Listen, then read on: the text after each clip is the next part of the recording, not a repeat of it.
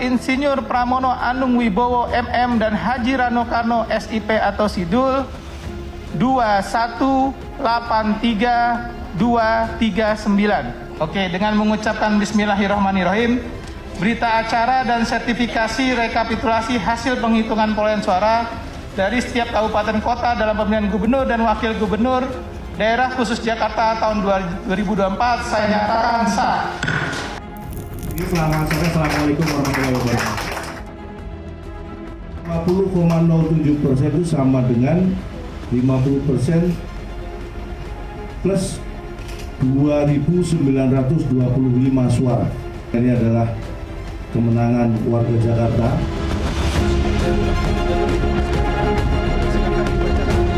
Kosong 2. Kami menolak. Nggak, datanya cocok nggak? Data cocok. Oke. Namun kami menggunakan hak kami untuk tidak mendatangkan. Oke, siap. Itu hak Bapak Wikan. Bicara pimpinan. Kami izin kalau misalnya ketua masih mengizinkan mereka ngomong, kami izin kami mohon izin ketua. saya lagi bicara. Oke. Izin ketua, kami mundur dari sidang. Terima Ya, kasih. terima kasih Bang. Silakan.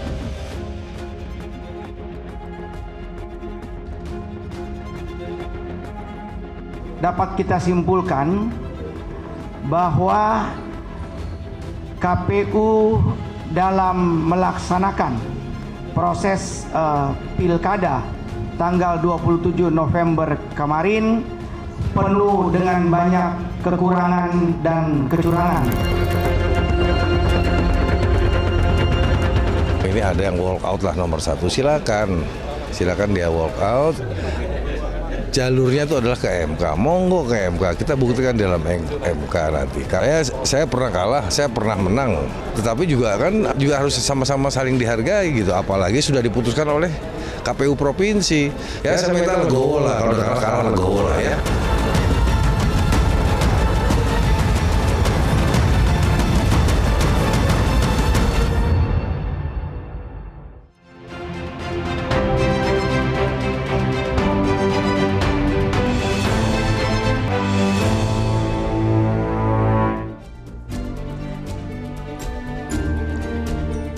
Selamat malam pemirsa, pasangan Pramono Rano ditetapkan sebagai peraih suara terbanyak di Pilgub Jakarta. Raihan suara bahkan di atas 50%. Namun semua masih perlu menunggu apa Pilgub Jakarta selesai dalam satu putaran.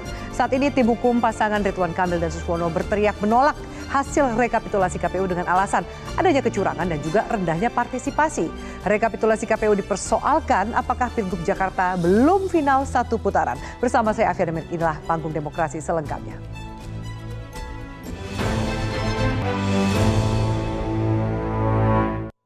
Untuk membahasnya pemirsa sudah hadir di studio Metro TV. Sebelah kanan saya ada jubir PDIP Aryo Seno Bagaskoro. Mas Seno, selamat malam. Malam Mbak Afi. Terima kasih sudah hadir. Kemudian juga di sebelahnya Mas Seno ada pakar hukum tata negara Mas Ferry Amsari. Mas Ferry, selamat malam. Malam Mbak Terima Afi. kasih sudah hadir. Dan sebelah kiri saya sudah hadir jubir tim pemenangan Ridho Mustafa Faruk. Mas Mustafa, selamat malam. Terima kasih sudah hadir. Dan satu lagi ada pengamat politik Adi Praitno. Mas Adi, selamat malam. Terima kasih sudah hadir. Selamat malam Afi. Kita akan bahas bahwa kemudian hari ini sudah resmi ya Mas Mustafa ya masukkan permohonan ke MK. Banyak mungkin yang menanyakan apa iya gitu bukti-buktinya, kemudian apa yang dirasa oleh tim hukum dari Ridwan Kamil dan Suswono untuk menolak hasil rekapitulasi dari KPU. Mungkin bisa dijelaskan? Ya, pertama kita apresiasi dulu KPU-nya. Kenapa? Karena tidak mudah ya bagi siapapun itu menyelenggarakan pileg, pilpres di tahun yang sama untuk kemudian beberapa bulan kemudian dilaksanakan pilkada yang itu serentak 500 kota kabupaten provinsi se-Indonesia dan ini baru pertama kali. Maka sangat wajar apabila terjadi banyak human error, maka wajar juga terjadi ya mungkin mistake-mistake yang tidak ngirim surat undangan misalnya salah satunya. Dan itu menjadi catatan-catatan kami dalam perjalanan menyaksikan pilkada kali ini, terutama di Jakarta. Ya. Sehingga menurut kami salah satu dampaknya C6 ini tidak tersampaikan kepada masyarakat. Saya sendiri juga merasakan saya harus mengejar-ngejar KPPS untuk dapat surat undangan. Dan di hari H saya nyoblos, itu petugas TPS itu masih megang mungkin segepok surat undangan untuk itu. Dan juga kan sekarang TPS ini daerah itu mana kamu nyoblosnya, di Jaksel. Di Jaksel. TPS itu kan sebelumnya 300 maksimal sekarang 600. Jadi lebih padat. Dan yang membagikan sebelumnya ini ketua RT yang lebih mengenal warganya sekarang ada di KPPS. Yang itu belum tentu mengenal warga yang ada di sana, seperti itu. Nah, kemudian kenapa menurut kami ini penting C6 ini nggak tersampaikan kepada masyarakat? Oke, ada argumentasi bahwasannya kan nggak pakai C6 bisa nyoblos, ya kan? Tapi gini Mbak, kita harus sadar bahwasannya mayoritas pemilih hari ini tuh banyak juga pemilih pemula. Baru pertama kali nyoblos ya. Jadi dia belum betul-betul paham, dia belum betul-betul memahami bahwasannya ini harus begini, itu harusnya seperti itu dan lain-lain lah. Karena namanya baru pertama kali kan ya. Meskipun mungkin udah ada yang punya pengalaman di pileg dan pilpres sebelumnya. Nah, kemudian juga banyak juga dari masyarakat kita merasa kalau nggak diundang juga nggak datang gitu kan ya. Kondangan kalau nggak diundang kan nggak enak juga datang meskipun yang nikah teman kita, misalnya seperti itu. Nah, kemudian juga kita kan juga melihat ada beberapa kecurangan-kecurangan yang terjadi di Jakarta Timur. Itu misalkan salah satu contohnya yang terjadi di Pinangranti dan ini banyak didiskusikan. Buat kami, satu suara curang pun itu jadi penting dan bisa dipertimbangkan di Mahkamah Konstitusi. Karena satu suara masyarakat itu sama berharganya dengan satu suara yang lain. Kita mengandung asas demokrasi, suaranya Bung Ferry, suaranya Mbak Afi, dan suaranya siapapun, yaitu sama nilainya dengan suara yang lain. Maka izinkan kami memperjuangkan suara-suara masyarakat tersebut melalui Mahkamah Konstitusi. Seperti apa kemudian dalil-dalil yang akan dibawakan, mari kita saksikan bersama-sama di Mahkamah Konstitusi. Kalau saya buka di sini, ini jadi majelis namanya. Oke, baik. Kemudian tapi temuan ngomongin soal kecurangan, tadi sempat disampaikan oleh Mas Mustafa bahwa ya ada human error-nya gitu kan. Ada kemudian keletihan dari penyelenggara mungkin, PPS dan segala macam. Seberapa signifikan bukti yang dimiliki oleh tim hukum dari Ridwan Kamil dan Suswono ini untuk kemudian merubah konstelasi politik, merubah suara, bahkan mungkin masuk putaran kedua? Ya, saya balik lagi mungkin melihat 500 kota, kabupaten, dan provinsi pilkada serentak. Kalau kita lihat datanya, mungkin saya melihat fenomena ya. Ini juga harus kita lihat, ada studinya nanti. Mayoritas pemilih itu turun, angka partisipasinya turun mayoritas ya. Saya juga belum tahu kenapa. Analisis saya pribadi melihat karena mungkin ada keletihan setelah pileg dan pilpres dan juga kemudian informasinya nggak nyampe dan mungkin bosan juga masyarakat dengan adanya agenda politik seperti ini ya. Dan di Jakarta ini kan turunnya jauh, dulu 78% ya. Di 2017, sekarang sekitar 50-an persen, 57-58% ya. Artinya apa? Ini yang menggunakan suara ini kan sedikit banget. Habis itu kita temukan undangannya ternyata nggak nyampe. Ini kan kausalitasnya bisa jadi nyambung. Dikit yang datang karena undangannya nggak nyampe. Kan sesimpel itu. Dan ini maksudnya arah mempengaruhi suara dari Ridwan Kamil Suswono gitu? Bisa jadi. Undangan nyampe belum tentu yang dapat undangan juga belum tentu milih paslon 1, bisa jadi juga pilihan 2 dan 3 kan? Yang kita perjuangkan kan hak suara masyarakat, bukan suara pilihannya. Hanya pemilih Ridho. Kan kita juga nggak pernah tahu siapa aja yang memilih Ridho. Dan juga kita jangan lupa di rekapitulasi kemarin bukan hanya paslon Ridho yang menolak ya, juga ada paslon nomor 2 Makun juga itu menolak. Artinya ada pihak-pihak lain yang juga turut serta menolak menerima rekapitulasi kemarin dari KPU. Oke, baik, Mas Yano, saya minta tanggapannya. Kemudian ini suka atau tidak, arahannya juga kan bahwa KPU sudah menyatakan suara tertinggi pemenangnya, suara paling banyaknya adalah Mas Pramono dan Rano. Arahnya jangan-jangan ada isu kecurangan, kemudian juga ada partisipasi yang berkurang. Mau nggak mau arah tembaknya juga ke paslon nomor urut 3 nih, Mas Pram dan Rano. Bagaimana tanggapan Mas Yano? Ya, pertama, hasil yang diumumkan oleh KPU melalui rekapitulasi berjenjang itu konsisten dengan hitungan C1 yang dimiliki oleh kami beserta seluruh warga Jakarta yang mengawal, termasuk dari lembaga-lembaga independen yang mengawal pasca coblosan. Angkanya konsisten di angka 50,07%, sehingga tidak mengejutkan kalau kemudian kemarin kesimpulannya Jakarta pilkadanya 1 putaran. Nah, dalam konteks persoalan itu saya kira itu clear dan final. Tapi yang dipersoalkan teman-teman Ridho kan kayaknya bukan di masalah hasil kemarin, tetapi pada bagaimana prosesnya berlangsung, termasuk soal partisipasi pemilih. Nah, izinkan saya berbicara dari sudut pandang yang lebih besar, Mbak Afi. Kalau soal partisipasi pemilih, kan kita pilkada ini serentak, tidak hanya di Jakarta. Ada pilkada di daerah-daerah lain. Dan kalau kita melihat data, di daerah lain juga sama kok, rendah kok. Di Jawa Timur rendah, di Jawa Tengah rendah, di Sumatera Utara bahkan lebih rendah dari Jakarta, di Medan, di Padang. apakah dengan basis logika yang sama itu berarti kami harus mempersoalkan semua pilkada yang mana pasangan calon yang diusung PDI Perjuangan tidak menang? Kan tidak juga. Bagaimana mungkin logika itu nanti kalau dilakukan secara konsisten di Jakarta, otomatis efeknya adalah daerah-daerah lain juga harus dipersoalkan soal partisipasi pemilih ini. Nah, tetapi kan kalau itu terjadi maka artinya pemerintah saat ini gagal menyelenggarakan pilkada serentak karena partisipasi pemilihnya relatif rendah berdasarkan logika teman-teman pasangan Ridho. Nah, artinya kalau memang itu yang mau dibawa ke Mahkamah Konstitusi, kita berharap MK nanti menjadi forum yang konstitusional, memutus sesuai dengan peraturan perundang-undangan, bukan menjadi forum politik. Kita ingin pemerintahan besok segera bekerja, segera tidak terganggu dengan persoalan efek-efek pemilu, lalu kita bisa melihat bagaimana nanti perkembangannya dan bisa mengawal secara kritis dengan baik. Itu yang kita harapkan hari ini.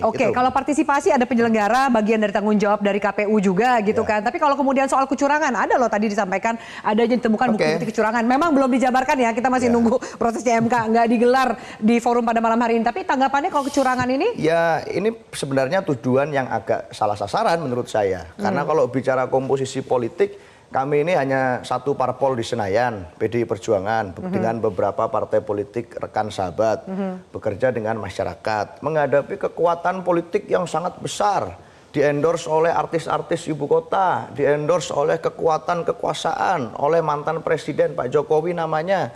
Bagaimana mungkin kekuatan politik yang minimalis seperti punya kami mau melakukan kecurangan terstruktur? Lah kalau dibawa ke MK itu kan artinya pasti terstruktur, sistematis, masif. Karena kalau bicara perselisihan suara, ini gapnya sudah terlalu jauh, 9-10%. Kecuali kalau itu 1-2% masih bisa dibahas di MK. Artinya sangkaannya adalah kami melakukan kecurangan yang terstruktur. Loh, bagaimana mungkin kita nggak punya perangkat kekuasaan kok? Kita nggak di-endorse oleh kekuatan kekuasaan, mau melakukan kecurangannya bagaimana? Kecuali ini dilakukan oleh kekuatan yang kekuatan politiknya berlebih lah. Kita ini kekuatannya minimalis, hanya disokong oleh kekuatan warga Jakarta. Ya memang ada mantan-mantan gubernur yang mendukung kami, tetapi tidak punya akses terhadap kekuasaan yang besar. Jadi salah sasaran kalau kemudian nudingnya kecurangan ke paslon nomor 3. Kalau ada kecurangan, mungkin orang lain, tapi kami tidak. Tapi siapa sih Mas Mustafa yang dianggap melakukan kecurangan dengan bukti yang dimiliki? Ya, gini ya, politik itu kan bukan matematika, ya. Nggak 1+1 sama dengan 2 gitu. Dan dalam konteks kali ini saya rasa Mas Seno mengecilkan PDI kayak gitu. Karena buat kami ya PDI juga partai yang besar, partai yang sudah berkuasa 10 tahun. Masa sih nggak tahu bagaimana caranya menggunakan kekuasaan-kekuasaan untuk keperluannya partainya gitu ya. Walaupun ya lagi-lagi kan tadi saya juga sudah sampaikan yang jadi materi dari perjuangan yang akan kita lakukan di Mahkamah Konstitusi ini bukan semata-mata menuding ini, menuding itu. Tapi ini loh ternyata pilkada kali ini ada masalah A, B, C, D dan segala macamnya. Kita buktikan di Mahkamah Konstitusi seperti itu. Dan kalau kita berbicara ini harus yang besar, yang curang dan lain-lain, saya rasa itu kan landasannya asumsi ya. Kita nggak bisa lah berlandasan dengan asumsi seperti itu. Yang berkuasa, yang besar bisa melakukan kecurangan, yang kecil tidak. Anda tidak setuju dengan argumentasi dan asumsi itu? Dan yang dikejar kan sebenarnya, yang dikejar itu kan bukan masalah gap dari 39 sekian persen dengan 50,7%. Yang dikejar itu adalah 0,7%-nya itu, gitu kan. Jadi masuk sebenarnya ketika mau dihitung ulang di MK dan lain-lain, itu kan masih masuk dengan ketentuan yang ada di Mahkamah Konstitusi. Oke, saya minta tanggapan Mas Ferry. Kalau kemudian ini bisa, menurut Mas Ferry kuat nggak sih argumentasi dari kedua belah pihak ini? Yang mana yang kemudian lebih akan diterima sebagai basis untuk permohonan di MK nanti? Ya, pertama kalau bicara hak, tentu saja ini hak yang merasa dikalahkan untuk mengajukan perkara ke Mahkamah Konstitusi. Tidak ada masalah soal itu. Tetapi kalau dilihat logika praktik di MK dan hukum acara MK memang akan kerepotan sendiri ya menjelaskan argumentasi soal kecurangan. Karena begini, di data penelitian kami terdeteksi bahwa yang menggunakan alat-alat kekuasaan itu adalah pihak yang sedang mengajukan perkara. Contoh misalnya menjelang hari H itu Menteri Dalam Negeri melalui PJ Gubernur yang ditunjuk oleh mantan presiden sebelumnya mengangkat camat baru 12 kecamatan. Nah, 12 kecamatan ini kalau dikaitkan dengan daftar pemilih tetap yang mereka kelola, angkanya itu cukup besar, 1,5 juta. Ya. Padahal memindahkan camat 6 bulan sebelum hari pemilu itu dilarang oleh ketentuan undang-undang. Maka apa motif pemindahan ini? Sehingga saya agak ragu ini akan malah menjadi argumentasi lawan ya di Mahkamah Konstitusi bahwa Andalah yang menggunakan alat kekuasaan. Dan di titik tertentu memang argumentasi masih bias. Saya dengar ada argumentasi akan menggabungkan suara sah dan tidak sah, dan itu kemudian menjadi argumentasi itu pasti totally wrong ya. Di Mahkamah Konstitusi itu akan dipermalukan menurut saya, karena Mahkamah Konstitusi sudah terang menerang soal angka tersebut. Jadi jangan-jangan malah mengajukan itu nanti di mahkamah akan blunder sendiri. Tetapi saya tidak tahu ya, karena kan Paman masih ada ya. Karena Pak Presiden Joko Widodo kan sudah mengatakan saya RK begitu ya. Nah, ini korelasinya akankah ke sana? Akankah itu jadi bahan untuk pihak lain untuk menjelaskan apa yang terjadi? Memang agak rumit di titik itu, tapi sekali lagi ini hak. Oke, baik. Masih satu kali ini hak, kita hormati hak yang kemudian ditempuh oleh paslon mengajukan. Masa yang kalah tidak boleh kecewakan. Tapi kan kemudian demokrasi itu kalah dan menang harusnya bisa diterima oleh semua pihak.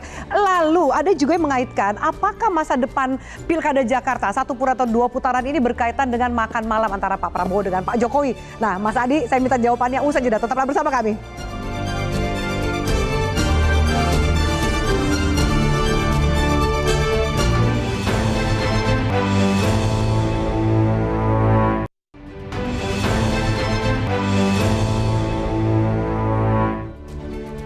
Iya, baik, bisa kami lanjutkan. Mas Adi, tadi menyambung pertanyaan saya sebelum kita jeda.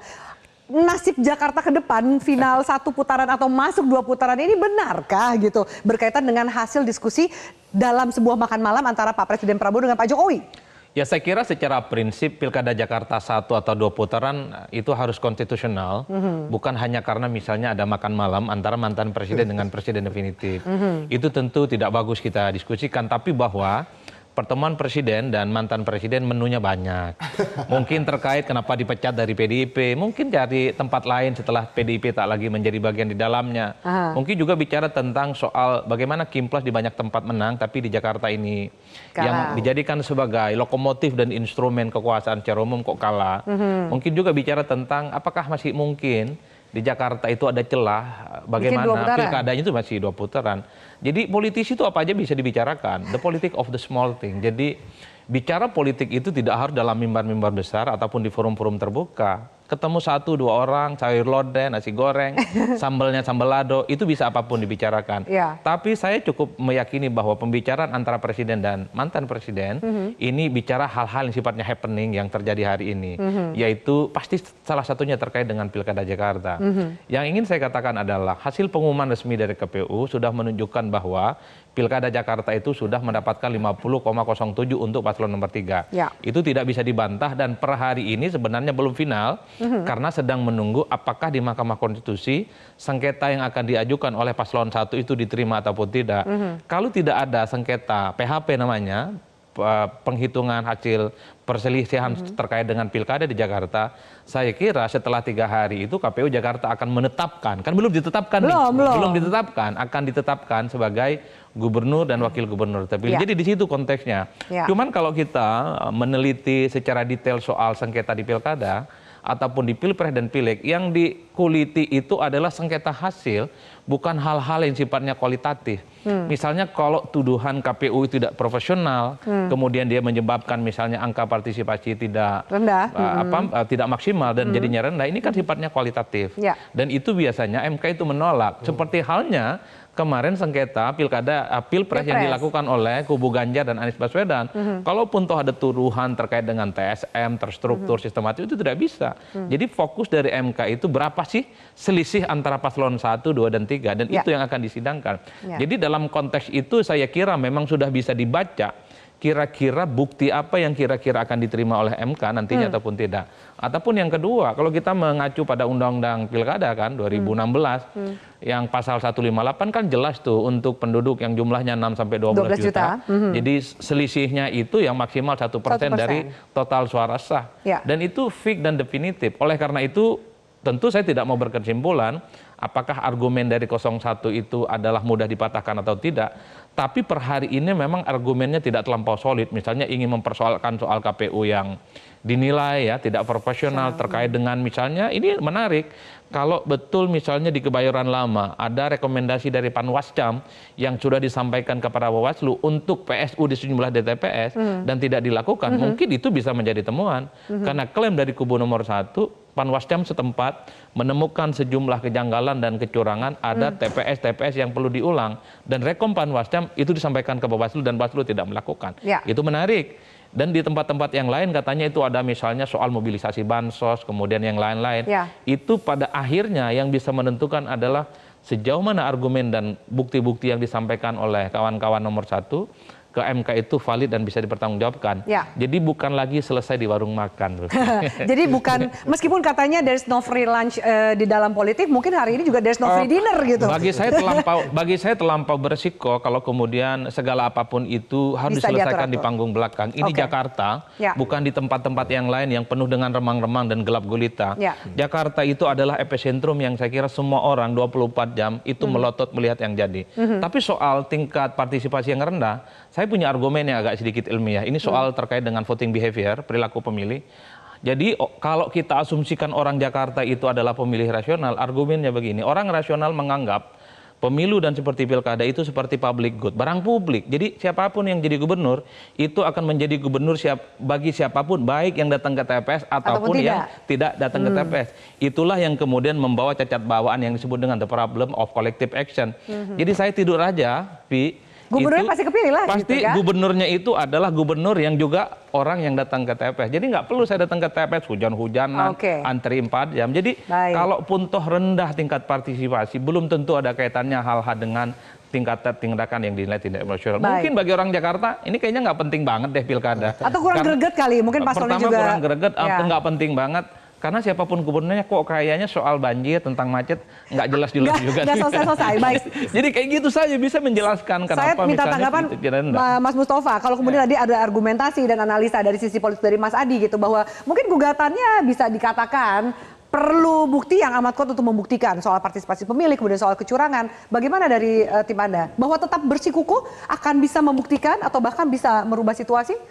Ya bersikukuh membuktikan, bisa membuktikan dan tidak bisa membuktikan kan itu akan terjadi dan akan terlihat di Mahkamah Konstitusi ya. Saya pun tidak dalam kapasitas untuk menilai ini pasti diterima dan tidak bisa diterima. Ya, maksudnya bukti-bukti dan argumentasi yang dimiliki. Ya, makanya tadi kan kita balik lagi membicarakan mengenai apa surat undangan, profesionalisme dan lain-lain. Itu kan satu hal. Ya, itu satu hal. Dan hal ini yang jadi selalu didiskusikan terus-menerus gitu kan. Karena ini juga menarik untuk dibicarakan karena mungkin belum pernah dibicarakan sebelumnya menjadi materi menjadi materi permohonan yang dibawa di di MK itu satu. Kedua ya kan kita juga tadi saya menyebutkan ada bahkan tadi di Kebayoran, ada tadi di mana di Jakarta Timur dan lain-lain ada beberapa rekomendasi PSU yang itu ternyata tidak dilakukan untuk PSU-nya gitu. Bahkan ya prosesnya juga belum selesai sampai sekarang gitu karena di Bawaslu itu belum selesai. Nah, yang ini itu menurut kami masih bisa untuk dihitung apabila kita menilai MK sebagai mahkamah yang untuk melakukan penghitungan lagi berdasarkan dalil-dalil yang sudah disampaikan seperti itu ya. Permohonan ini targetnya ke MK apa sih? Apa sih target dari tim kuasa hukumnya Ridho ini apa sih? Targetnya 2 putaran. Targetnya tetap 2 putaran. Anda yakin bisa terjadi? Ya, 2 putaran? Harus yakin. Oke. Kalau kemudian harus yakin, Mas Ferry saya minta tanggapan Anda. Apakah ada celah memang pilkada di DKI, kalau Selo udah bilang menang gitu ya, Mas Adi juga ya, ini udah kelihatan unggulnya siapa. Tapi apakah ada celah memang dari sisi konstitusi dan semua proses hukum yang berjalan ini? Saya perlu jelaskan konsep kepemiluan dulu ya. Bahwa di pemilu, voter turnout itu orang datang untuk melakukan pemilihan, tinggi rendahnya tidak mempengaruhi soal cerita curang atau tidaknya proses penyelenggaraan pemilu. Orang bisa saja seperti kata Mas Adi tidak mau datang karena tidak mau menggunakan hak pilihnya dan tidak mengusahakan untuk dia datang ke TPS. Ya. Nah, di titik itu perlu dilihat bangunan argumentasi yang diajukan oleh teman-teman Ridho ya, Mas Mustafa. Apakah kemudian menjelaskan bahwa C6 yang tidak diterima itu mempertegas bahwa telah terjadi kecurangan secara administrasi, atau di dalam rumus kepemiluan ada vote dilution ya, ada cara-cara tertentu untuk membuat suara itu tidak dipergunakan. Nah, saya tidak melihat itu karena tidak bisa dijelaskan yang tidak datang, yang tidak mau datang, atau yang tidak menggunakan itu berkaitan dengan rencana atau sesuatu yang dibuat penyelenggara agar orang kehilangan hak pilih dan orang lain kalah gitu ya. Bagaimana membuktikan itu? Nah, makanya itu sulit dibuktikan. Nah, di Mahkamah Konstitusi argumentasi yang paling menarik yang disampaikan oleh Mas Adi tadi bahwa ada perintah atau rekomendasi untuk PSU tetapi tidak dijalankan oleh penyelenggara lain. Nah, itu pun memang sangat menarik, tetapi harus dihitung apakah itu akan melewati batas berubahnya suara. MK tidak akan membahas soal penghitungan suara dalam perselisihan hasil pemilu ini kalau tidak akan mengubah hasil. Jadi suara yang targetnya kan ada yang bermasalah begitu ya, tetapi angka suara itu tidak akan kemana-mana signifikan untuk mengubah hasil. Daripada buang-buang waktu kata MK, sebelum masuk ke sidang pembuktian MK sudah mutus tuh. Saya dan teman-teman sudah merasakan, Mas Adi juga merasakan 2020 seratusan lebih perkara diputus dalam proses dismissal. Ini tidak jelas, tidak kuat argumentasinya, Anda selesai. Celah 2 putarannya kan harus ada signifikan mengubah suara. Saya agak khawatir dengan isu soal 2 putaran itu. Kalau itu dibaca MK, bahwa pihak yang kalah hanya ingin mengejar 2 putaran, agar ada kesempatan untuk memenangkan pertarungan, di titik itu malah argumentasi 2 putaran menjadi argumentasi kecurangan. Dia tidak bisa. Kalau saya begini, Mas Adi, mohon maaf kalau nyari tahan dulu ya kan. Kalau kemudian jadi jangan sampai kemudian akan backfire argumentasi targetnya adalah membawa Pilkada Jakarta ini menjadi 2 putaran. Itu malah jadi ada tendensi ke arah sana. MK kan sudah juga mengingatkan Mbak Afi bahwa pihak-pihak yang maju ke MK harus konsisten dengan dalil. Kalau satu ya satu, jangan semua masalah dibawa ke MK. Baik. Mas Adi, saya potong dulu, mohon maaf, kita harus jeda dan tanggapan Mas Adi kita dengar usai jeda berikut ini, pemirsa. Tetaplah bersama kami.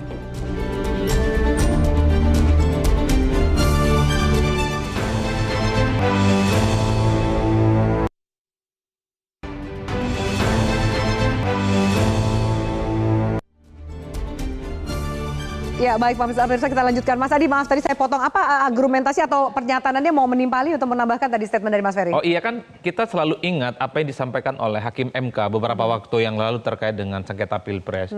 Jangan pernah jadikan MK itu seperti keranjang sampah. Jadi jangan semua persoalan pilkada itu harus dibawa ke MK. Jadi memang harus fokus pada PHP pilkada namanya. Jadi kalau ada penghitungan yang terkait dengan selisih, itu yang kemudian harus difokuskan. Saya tertarik misalnya ketika kubu Ridho itu mengatakan bahwa ada rekomendasi Panwascam terkait dengan sejumlah TPS yang perlu pemungutan suara ulang, disampaikan ke Bawaslu dan tidak ditindaklanjuti. Menurut saya itu adalah bukti-bukti yang kalau dipertebal akan menjadi menarik sebagai bentuk gugatan kepada Mahkamah Konstitusi. Terkait juga misalnya di Pinang Ranti, kertas suara yang sudah dicoblos yang dinilai menguntungkan dan merugikan pihak yang lain. Itu adalah hal-hal yang selama ini memang dilakukan oleh Mahkamah Konstitusi. Hal-hal yang sifatnya substantif, kualitatif, soal bagaimana kinerja KPU, kemudian Bawaslu, itu sudah di luar kewenangan Mahkamah Konstitusi. Jadi masukan argumentasi partisipasi pemilih yang menurun itu nggak kuat? Agak rumit cara menjelaskannya, karena memang Mahkamah Konstitusi itu sudah punya payung hukumnya. Sebelum 2014 memang Mahkamah Konstitusi itu mengadili hal-hal yang sifatnya kualitatif, dicek kira-kira siapa yang dinilai berkontribusi melakukan tindakan-tindakan kecurangan. Tapi praktis setelah itu 2015 sampai hari ini MK totally hanya mengadili terkait dengan selisih sengketa suara. Oleh karena itu, poin ini boleh nak sebelum nanti pindah. sebelum itu, makanya saya berharap betul ini kubu nomor 1 nih, Bro Mustafa, kalau bisa membuktikan hal-hal yang di luar sifatnya selisih suara dan itu menjadi bukti baru diangkat di MK, itu saya kira luar Akan biasa. menarik ya? Karena Baik. akan menjadi novum-novum selanjutnya bahwa hal-hal yang sifatnya kualitatif, baik pilpres ataupun pilkada, Baik. itu juga akan bisa menjadi temuan-temuan yang pasti akan menarik di Mahkamah Konstitusi. Oke, Mas Ya. Heri sebelum saya ke Mas Seno. Kalau boleh menolong tim Ridho ya. Argumentasi soal C6 ini jangan-jangan bisa membunuh tim sendiri gitu ya. Karena begini, begitu didalilkan begitu timbul pertanyaan hakim yang perlu dijawab. Dari mana datanya bisa menjelaskan orang yang juga tidak dapat C6 tapi pergi memilih? Berapa banyak mereka? Kenapa mereka pergi memilih? Kenapa berbeda dengan dalil Anda kan? Karena mereka sendiri juga mungkin tidak diundang tetapi datang. Tapi berapa jumlahnya? Tidak diketahui. Jadi jangan-jangan jumlah ini jauh lebih signifikan daripada orang yang tidak diundang, tidak datang gitu ya. Jadi itu akan jauh lebih rumit untuk dijelaskan di Mahkamah Masih ada Konstitusi. ruang untuk perbaikan permohonan nggak sih Mas Heri? Masih ada, setelah didaftarkan 3 hari Masih ada perbaikan. 3 hari. Ya. Oke. Tetapi kalau kemudian tiba-tiba berpindah haluan, tiba-tiba dapat hidayah setelah penjelasan Mas Adi ya, berubah, orang akan mempertanyakan kok berubah. Kemudian inkonsisten. Oke, baik. Saya minta tanggapan dari Mas Seno bahwa tadi Mas Mustafa sempat menyatakan bahwa nanti dulu yang menolak dari hasil rekapitulasi KPU bukan cuma 01 aja, 02 pun merasa menolak dan tidak ingin tanda tangan. Bagaimana Mas Seno? Tapi kalau kita mau mengacu pada peraturan undang-undang, penolakan itu kan tidak otomatis membatalkan penetapan rekapitulasi. Sehingga kami menghormati secara hak konstitusional, hak politik, orang boleh walk out, orang boleh menolak, bahkan datang ke Mahkamah Konstitusi pun tidak ada yang salah dari soal itu. Tapi poinnya kan sederhana Mbak sebenarnya. Jakarta ini adalah kota yang tadi Mas Adi bilang epicentrum kritisisme publik ini ada di sini. Dan kalau kita mau melihat kemenangan Mas Pram ini bukan sesuatu yang di luar nalar kok. Kita kalau membicarakan tentang proses pilkada Jakarta, kenaikannya kan jelas. Ada tren kenaikan di sana. Oke, memang starting dari 0,1, tetapi kenaikannya bisa direkam oleh publik melalui berbagai lembaga survei. Mendekati hari H pun lembaga quick count, lembaga penghitungan, lembaga apapun namanya, yang berpacu pada keilmiahan cara berpikir mengatakan bahwa kemenangannya 1 putaran. Mayoritas mengatakan seperti itu. Dan kalau bicara di provinsi lain, katakan ini bukan Jakarta ya, ini gapnya kan tinggi, selesai sudah nggak ada perdebatan. Hanya soalnya kan ada urusan 2 putaran dan 1 putaran, maka kita berdiskusi di sini. Maka saya berpikir satu hal saja, pilkada ini urusan rakyat bukan hajatan elit. Nah, kita sudah melihat warga masyarakat Jakarta berbicara dan bersuara memberikan hak suaranya. Mari kita menghormati itu. Itu yang pertama. Yang kedua, kita hormatilah Mahkamah Konstitusi besok sebagai forum konstitusional, bukan forum politik. Kita mengharapkan tidak ada deal-deal belakang layar di sana, tidak ada lobby-lobby elit, tetapi memang murni untuk bicara tentang menggunakan hak konstitusi. Itu sikap kami. Oke, baik. Ketika semua pihak punya hak yang akan digunakan, termasuk juga mengajukan permohonan ke MK, apa baik buruknya dampak bagi penyelenggara, pemilih maupun para paslon jika ternyata masuk Pilkada DKI di putaran kedua? Kita bahas usai jeda, tetaplah bersama kami.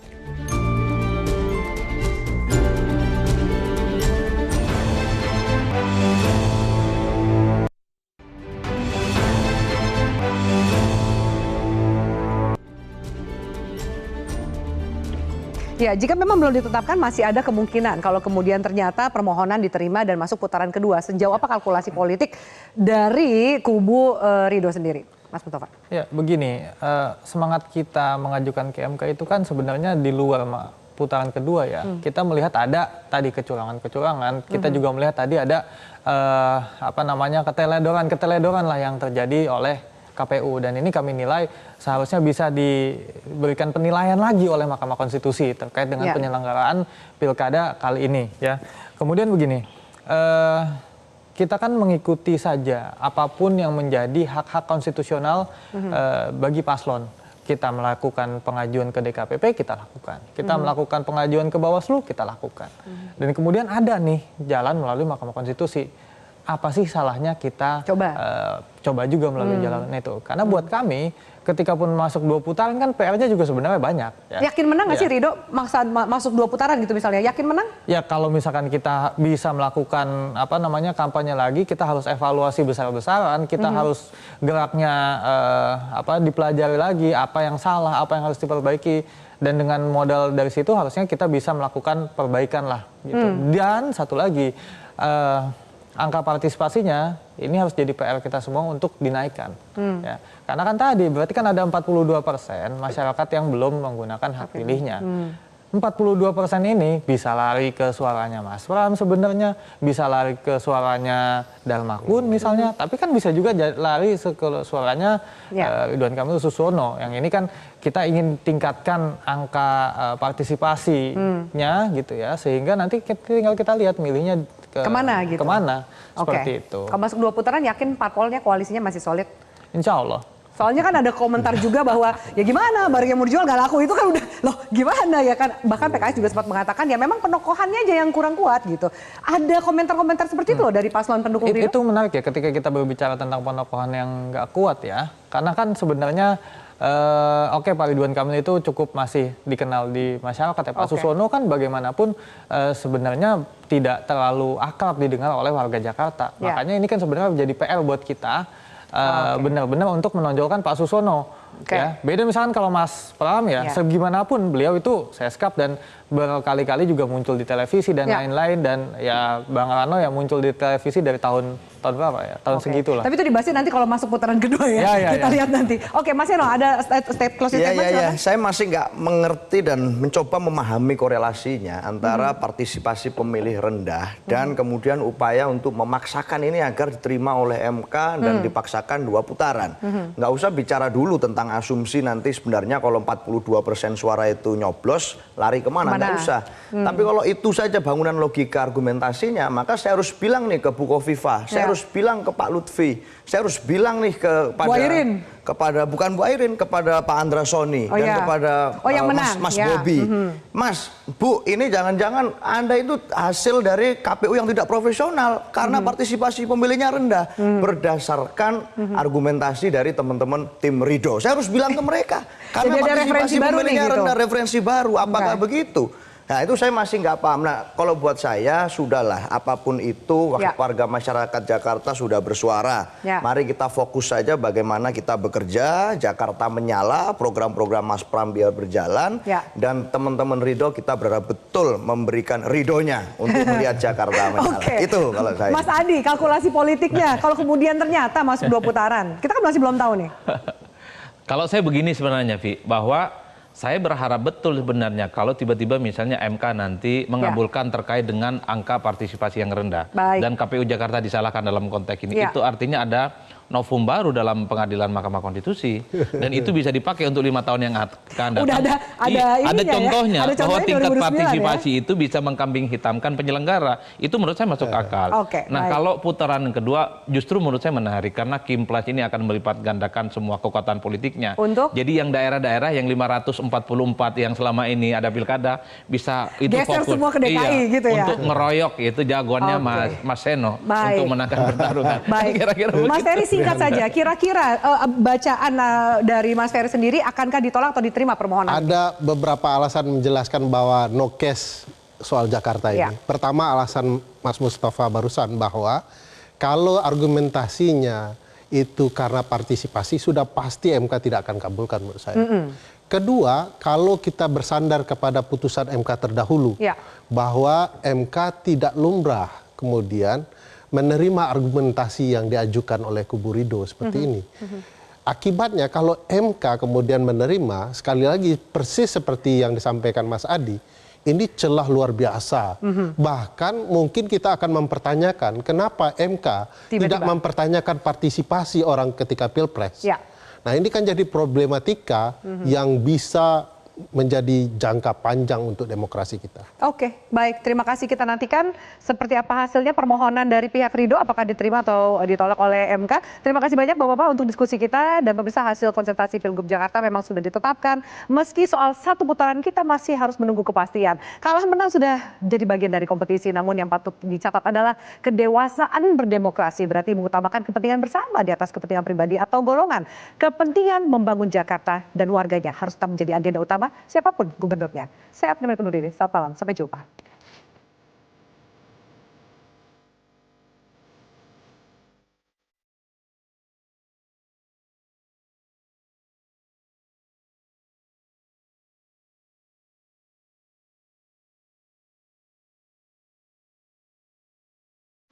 Metro TV. Jelajahi cara baru mendapatkan informasi. Download Metro TV Extend sekarang.